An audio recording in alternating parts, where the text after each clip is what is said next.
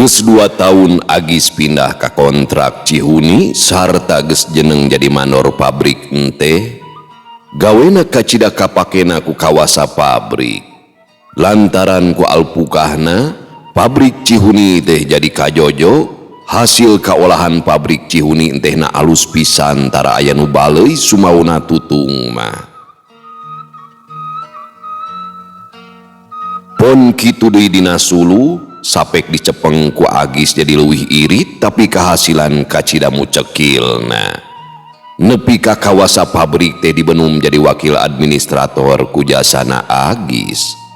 Samemeh gawe di kontrak Cihuni, Agis geus gawe di kontrak Rancah sarta jadi kokolot bagian nyuluhan.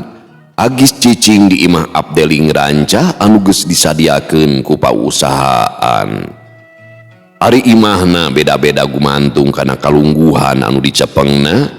Pantar Agis anu karek jadi kokolot imahna sarua jeung pagawe biasa tukang metik atawa bagian ngagemu. Beda pisan jeung imah keur mandor atawa sinder mah leuwih alus, sokomo imah keur administrator mah kacida agrengna. Ari tuan kawasa anu nyepengna nyaeta Tuan Steward Van Hoek, urang Walanda anu geus lila aya di tata Resunda. Tuan Steward Van Hoek teh ngawasa sakabeh administrator atawa kontrak nu disebut ondernimeng dea anu aya di eta wewengkon. Jadi ieu latar dongeng teh satacan Indonesia lahirnya. Pindahna Agis ka kontrak Cihuni teh lain hartina teu betah di kontrak Rancah, tapi aya hiji kajadian anu ngarobah jalan hirupna nepi ka manehna pindah ka Cihuni.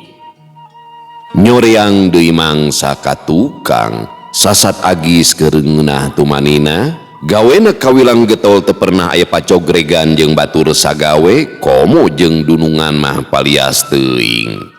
Mangsa harita Agis keur hadean jeung mimin anakna Mang Epul mandor kebon. Mimin kawilang geulis keur ukuran wanoja di kampung mah mangsa-mangsa endah keur Agis mah bisa disebut cinta munggaran. Pon kitu deui keur mimin, Agis hiji tangtungan lalaki anu kacida gede ajena pikeun manehna mah lantaran Agis mah sakitu hade tata hade basa alus kalakuan tara linyok atawa bohong, sokomo boga sifat cunihin ka awewe sejen, jauh pisan can pernah kabejakeun. Nya kitu manusa mah ukur darma kahayang. Impian anu keur diwangun kuduaan teh reuntas sapada harita ninggalkeun kapeurih anu ngagurat dina hate. Gara-gara nama aya pangrobeda deungeun disaprak kadatangan manor besar anu ngaranna Barli.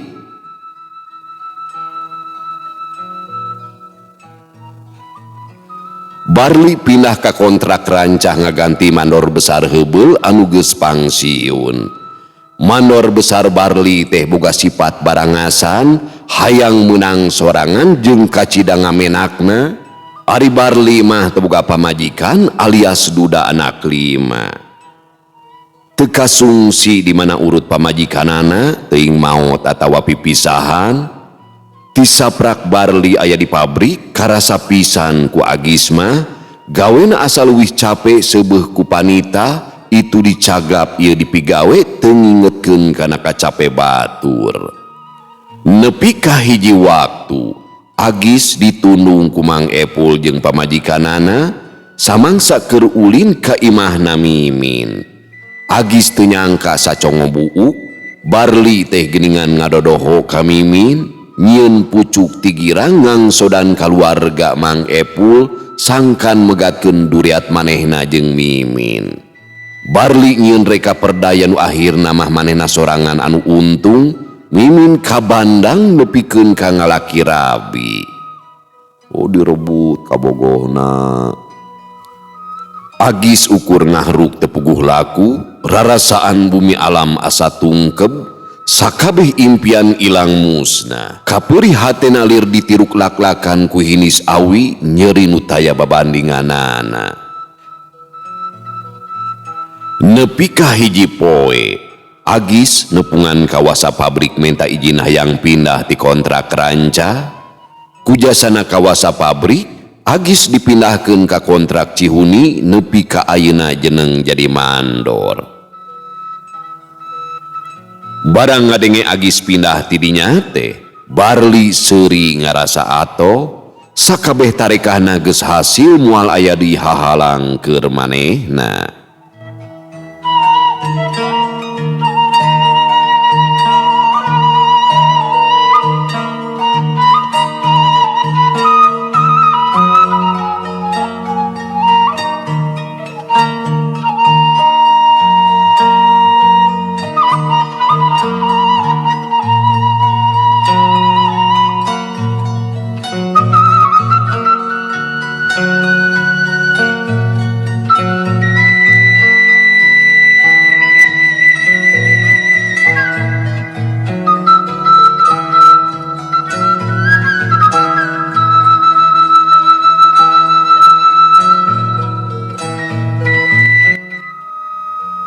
Ari ngaranna Juragan Enti Sutisna, anjeunna ngagentos Juragan Rudi anu dibenung janten wakil administrator.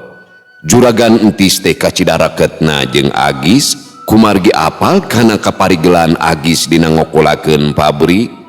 Dina mangsa usum halodo atawa usum hujan, pabrik Cihuni tara kakurangan suluh. Suluh garing anger loba anu baseuh nungtut kabeuleuh. Hal ieu pisan anu ngalantarankeun pabrik Cihuni jadi punjul dina hasil ngolahna. Teu kurang pabrik sejen ngamprah suluh garing ti pabrik Cihuni dina mangsa usum hujan. Sok komo dina mariksa hasil kaolahan enteh mah, Agis kacida imeutna teu sirikna ditatap diusap, dicobaan nepikeun ka apal pisan bedana rasa tiap enteh hasil kaolahan pabrikna. Hiji poe Agis ka imah kawasa pabrik nyata Juragan Entis rek nyokot surat kerebikeun ka kawasa kebon atawa siner keamanatan ku Juragan Entis margi anjeunna nuju angkat ka kantor administrator. Sanggeus uluk salam kulutrak panto teh aya nu muka. Bade kasahanya? Cek hiji sora awewe bari ngelol tina panto. Lenyap atuh hate Agis teh ngalenyap samangsa padu tetep jeung eta wanoja. Sajongjonan mah duanana ukur silih tetep we, nu akhirna mah Agis ngabalieur awahing ku era. Eta wanoja teh kacida geulisna, panuna anu cureulek nutup seukeut ka Agis anu keur kakalieusan miceun ka era. Tisaprak menang kanyeri ti mimin, Agis taya hate deui ka awewe sejen, sok padahal teu kurang wanoja anu resepeun ka manehna. Kakarek ayeuna hatena teh ngarasa pating sareblak, bari neger-neger maneh Agis maksakeun ngajawab. Bari panon mah teu wani padu tetep jeung eta wanoja. Hapunten Den, abdi teh bade nyanak eta sun. Bade nyanak naon? Cek eta wanoja bari seuri sabab ningali Agis anu siga kasima. Serat. Mun abdi ge kaamanatan ku pun Bapak ieu teh keantosan sakedapnya Kang. Cek eta wanoja bari ngaleos ka jero. Tekung silila geus kadinya deui. Ieu panginten Kang. Cek eta wanoja bari ngasongkeun amplop surat, gancang ku Agis ditampanan bari semu ngadeg-deg. Susu sanes Den, sumuhun, hatur nuhun. Itu sareng Kang sateanya bilih pun Bapak naroskeun. Abdi pun Agis Buhori. Oh mohon atuh Kang Agis Buhori nya. Abdi Siti putrana Pak Entis Kang. Cek eta wanoja conggah pisan bari imut. Oh mohon mangga dikantun bade teras ka pabrik ieu teh. Cek Agis bari rengkuh. Mohon mangga Kang, wilujeng. Temal eta wanoja bari imut. Agis ngaleos ninggalkeun imahna Juragan Entis bari hate tepuguh rasa.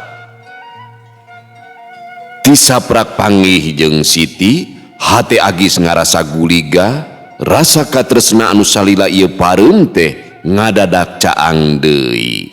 Hatena tiblat ka Siti, waas ku imutna anu kareueut, kagembang ku dilak panuna anu matak ngirut.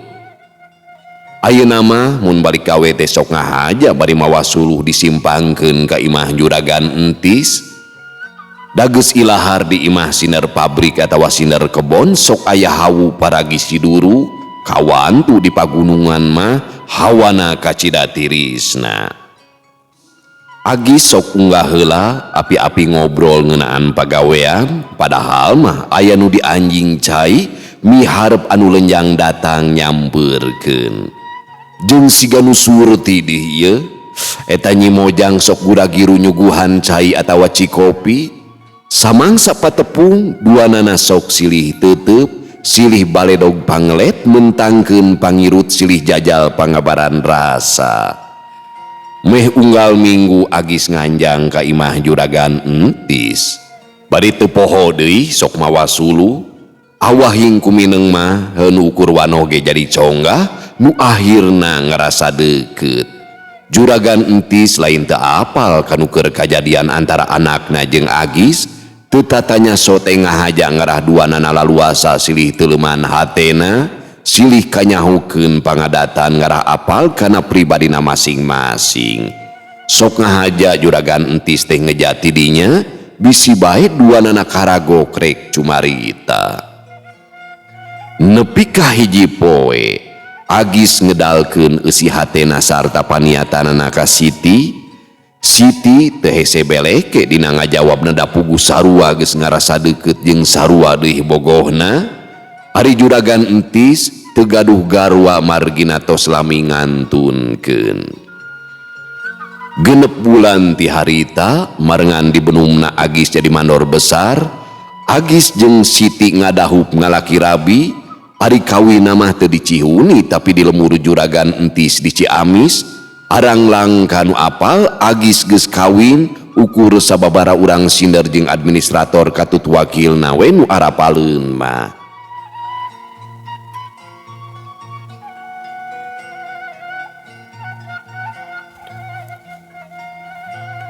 Sanggeus jadi manor besar, Agis angger gawena mah teu robah, taliti jeung getol pisan tara ngandelkeun anak buahna. Pagawe pabrik kacida hormatna ka Agis teu unggah pangadatan sok sanajan geus jadi pangurus angger bae handap asor teu umaing, teu agul dumeh mitoha jadi kawasa pabrik. Ari Siti pamajikanana kacidanya ahna ka Agis, mun elat balik teh sok gancang nyusul ka pabrik. Hari wangun berenang bisi kumaha onam, loba nu kataji ku Agis jeung ku Siti nurub cupu anu awewena geulis anu lalakina gandang mata kayungyun. Sataun ti harita juragan entis sutisna kabenum janten wakil administrator di kontrak sejen, kawasa pabrik saheulaanan mah dicekel ku Agis. Sanggeus 2 bulan nyekel kalungguhan, Agis diceluk kudu nepangan ka kantor administrator. Juragan karya nu kabenum janten administrator, anjeunna nuju calik bari nitenan serat basa Agis kadinya teh. Sok dieu kadinya Agis, kula ngahajan yang anjeun ka dieu teh lantaran aya hal anu kacida pentingna. Saur juragan karya bari neuteub ka Agis. Unyuk sumangga juragan, abdi sejang ngiringan bae. Ieu aya surat di kantor tuan kawasa. Geus diteken ku manehna nyaeta Tuan Stewart Panhok. Kula ge sarua milunekeun ieu teh. Anu netelakeun ngabenum anjeun jadi kawasa pabrik ti mimiti surat ieu dijieun. Agis meni ngacenghok, asa teu percaya kana kasauran juragan administrator anu akhirna mah terus kedalisan. Sumuhun juragan, hatur nuhun pisan kana kapercantenan ka jisim abdi. Agis kacidang ngerasa bungahna. Ieu kabeh ge jasa anjeun nu geus gawe rancage nembongkeun pangabisa anjeun nepi ka pausahaan boga kauntungan anu lain saeutik. Tah kusabab kitu Tuan Stewart Panhok teh kacida bungahna sarta ngangkat anjeun jadi kawasa pabrik. Tapi anjeun jadi kawasa pabrik teh lain di Cihuni tapi di Ranca. Cek Tuan Stewart, anjeun ge pasti mampu memeres pabrik Ranca anu ayeuna keur nadangan karugian anu lain saeutik teh. Geus sababaraha kali ganti kawasa pabrik anger taya parobahan. Tah kitu Agis. Kitu saur Juragan Karya netelakeun eusi serat ti Tuan kawasa ka Agis. Agis ngaranjuk barang ngadenge manehna jeneng kawasa pabrik di kontrak Ranca teh. Tempat anu pernah mereka endahan sekaligus mereka nyeri anu ngarobah jalani hirupna. Geus kabayang manehna bakal panggih deui jeung Barli oge Mimin. Lalaki anu geus mupus sagala impianana, anu geus nunda kaceceb saumur hirupna. Kumaha Agis? Anjeun sanggup ngemban ieu pancen? Soanten Juragan Karya ngagebah lamunan Agis. Sangem pisan Juragan. Namun abdi aya hiji panyuhunkeun ieu Juragan. Pamenta kumaha ieu teh Agis? Kieu Juragan, abdi nyuhunkeun ulah waka aya nu diwartosan wire abdi janten kawasa pabrik di Ranca. Namun wartoskeun bae abdi ukur mandor biasa anu ngahaja dialihkeun ka Ranca. Keke, kula teh can ngarti teh kana maksud anjeun. Saur Juragan Karya raraina katawis kerung. Hapunten itu Juragan, abdi teh hoyong nyamur janten mandor, kumargi hoyong apal naon anu janten marga lantaran pabrik Ranca dugikeun ka hasilna awon. Abdi moal tiasa apal kana kaya anu saleresna saumpamina abdi janten kawasa pabrik. Datang tos laporan anu katampi ku abdi anu sararay wungkul. Ngarti ari kitu mah. Tah, kumaha saterusna? Abdi nyuhunkeun waktos luhurna sasasi kanggo memeres pabrik Ranca. Eta mah teu langkung Juragan perkawis laporan ka Tuan Stewart mah. Anjeun memang pinter Agis. Kula geus bisa neguh maksud anjeun. Kula bungah pisan sarta satuju kana paniatan anjeun. Heungkeun kula nu ngaturna mah. Juragan Karya katawis raraina marah mai.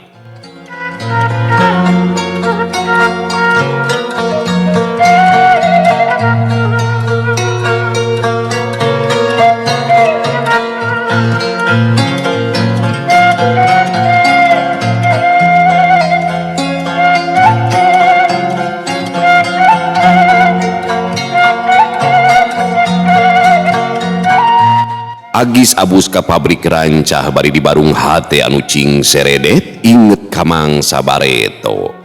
Babaturanana nu araya keneh di dinya cing galabrug awahing kusono. Terus Agis karohang kawasa pabrik atawa karohang anu sakuduna keur manehna tapi suung taya sasaha. Agis mariksaan ka bagian nyuluhan hau atawa belong kacida kagetna lantaran suluhna baradag jeung campur anu baseuh. Puguh bae kana seuneuna kurang ruhai. Sanggeus tumanya ka bagian nyuluhan naon pangna bisa kitu, suluhna kabeh cenah siga kitu. Agis gancang muru ka gudang nya bae suluhna baradag jeung baraseuh deui, tapi barang nempo ka gudang hiji deui kaciri loba pisan suluh anu gararing. Reket panto gudang teh aya nu muka, Agis gancang nguriwed. Aya opatan jalma kadinya ngunjalan suluh anu garing terus dibawa keluar diangkut kana sado ku Agis terus dititenan. Sang sawatara waktu anu opatan teh kalaluar ti gudang, Agis abus deui ka bagian nyuluhan sarta nitah sababaraha urang pikeun ngakutan suluh anu garing keur beuleumeun. Agis abus ka bagian nyangrai katingali suluhna teh ukur 80 darajat. Hasil anu geus jadi dipariksaan teh tetela baleui.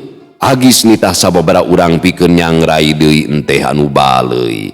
Kaciri ayeuna mah suhu inlet teh naek lantaran suluhna diganti ku nu gararing. Aya pagawe anu bebeja ka Agis kunaon pangna suluh dibere ku nu baseuh lantaran anu gararing sok dijualan ku Barli kapiluaran. Kitu deui ente anu baleui ditunda di gudang anu satuluyna dijual ku Barli. Ayeuna Barli keur cuti keur hajat nyunatan anakna. 2 poe ti harita hasil kaolahan ti kacidahadena taya deui nu baleui pon kitu deui hau atawa belong hurungna alus pisan ku sabab suluhna gararing. Keur bagian nyangrai kacida atona hasil kaolahan taya nu baleui deui.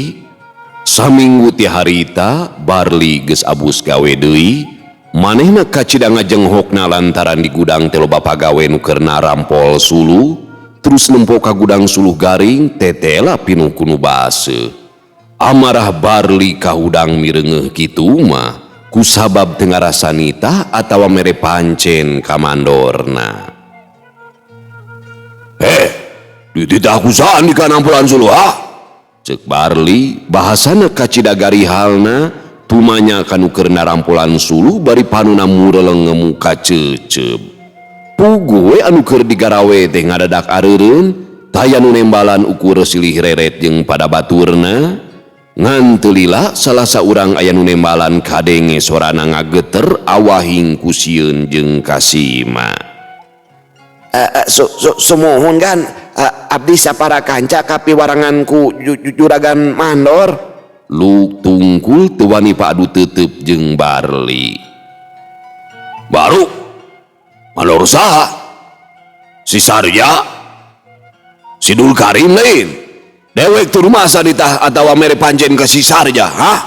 Piraku si Sarja geus wani cucungah ka dewek. Pokna Barli deui atrap pisan kacida ambekna. Sanes gan eta sun Juragan Mandor Agis. Agis?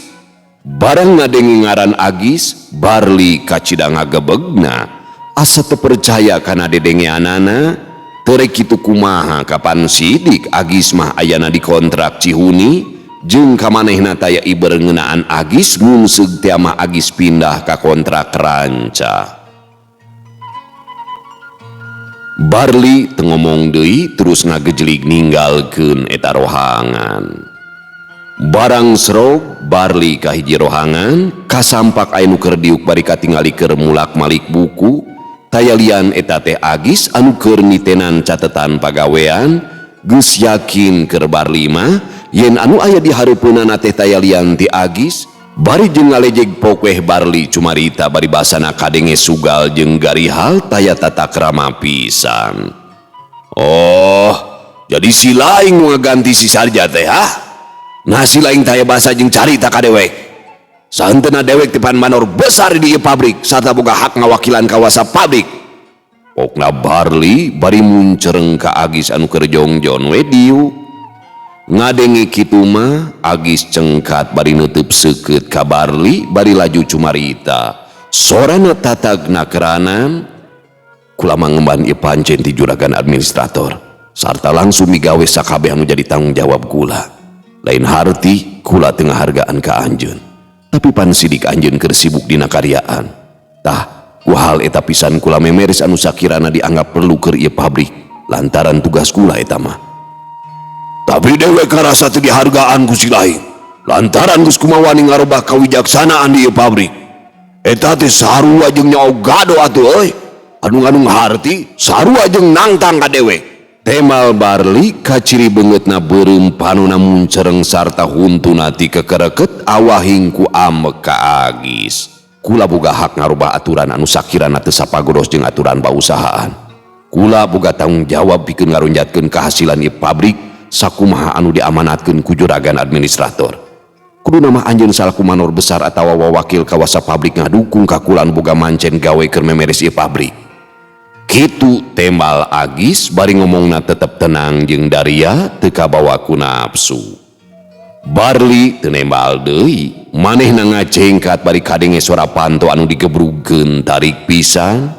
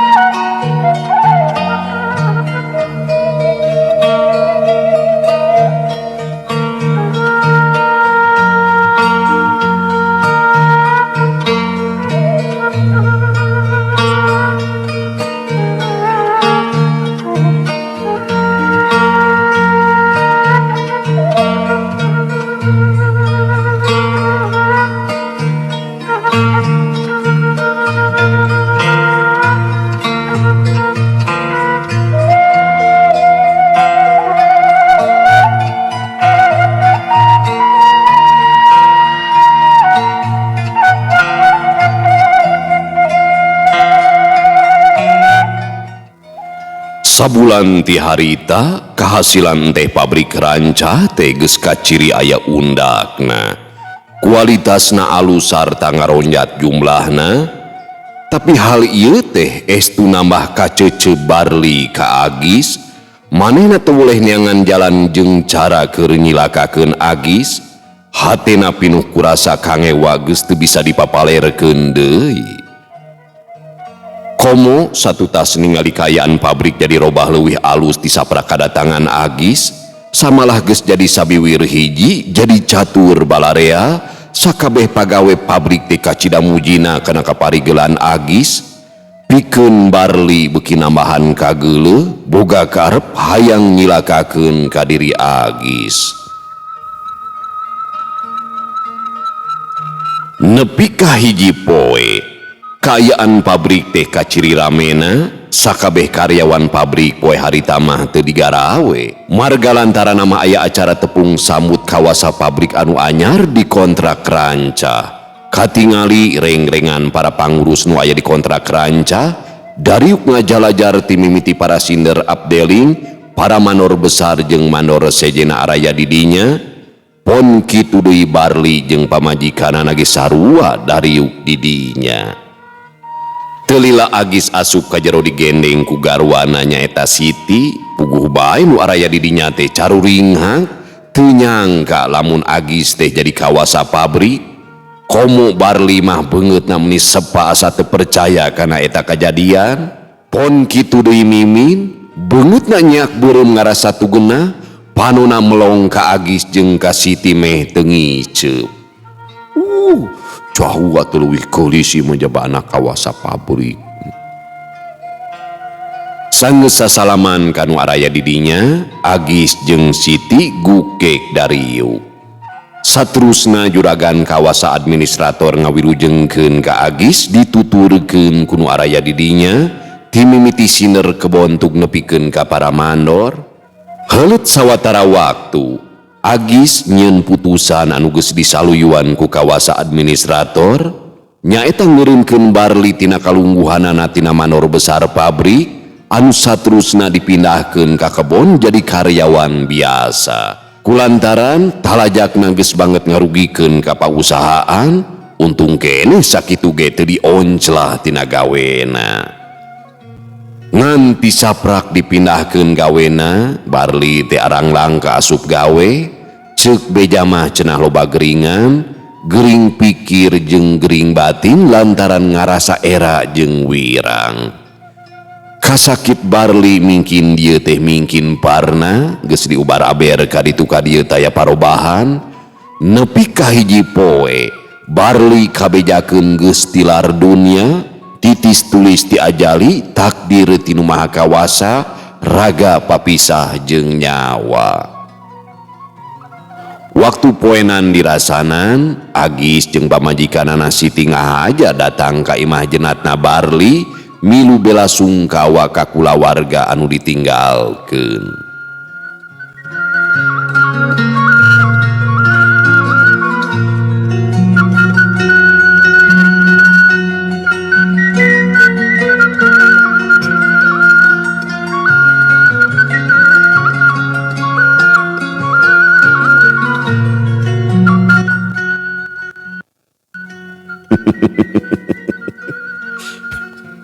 Al-Fatihah nya dedeh deing Barli maot nasib deh.